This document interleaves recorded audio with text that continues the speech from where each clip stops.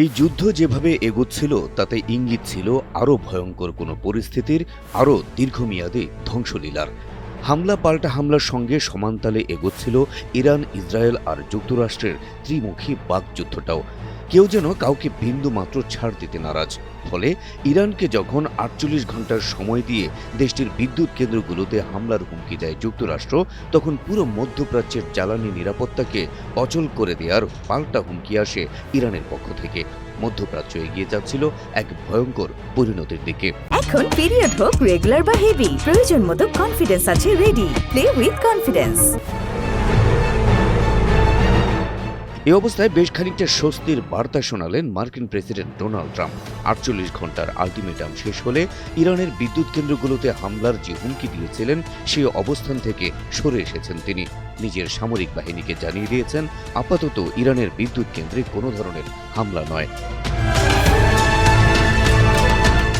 সোমবার সামাজিক যোগাযোগ মাধ্যম ট্রুথ সোশ্যালে শেয়ার করা এক পোস্টে ট্রাম্প বলেন, আমি অত্যন্ত আনন্দের সাথে জানাচ্ছি যে গত ২ দিনে যুক্তরাষ্ট্র এবং ইরানের মধ্যে মধ্যপ্রাচ্যে চলমান শত্রুতার একটি পূর্ণাঙ্গ ও চূড়ান্ত সমাধানের লক্ষ্যে অত্যন্ত কার্যকর আলোচনা হয়েছে।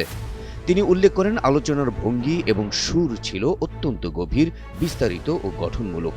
এই আলোচনা সপ্তাহ জুড়ে চলবে বলেও তিনি জানান। এখন পিরিয়ড হোক রেগুলার বা হেভি, প্রয়োজন মতো কনফিডেন্স আছে রেডি। Play with confidence.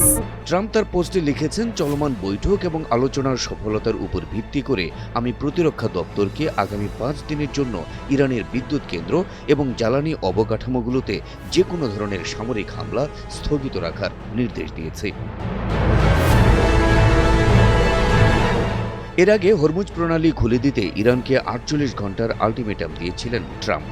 তা না হলে ইরানের বিদ্যুৎ কেন্দ্রগুলোতে ভয়ঙ্কর হামলার হুমকিও দিয়েছিলেন তিনি।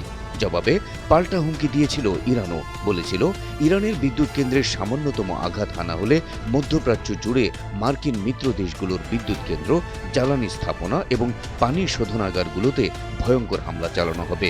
তবে ট্রাম্পের এই নতুন ঘোষণার ফলে মধ্যপ্রাচ্যে ১ মাস ধরে চলা রক্তক্ষয়ী যুদ্ধের অবসান কিংবা উত্তেজনা কিছুটা হলেও প্রশমনের সম্ভাবনা দেখছেন বিশ্লেষকরা। Habib Rasel, NTV online.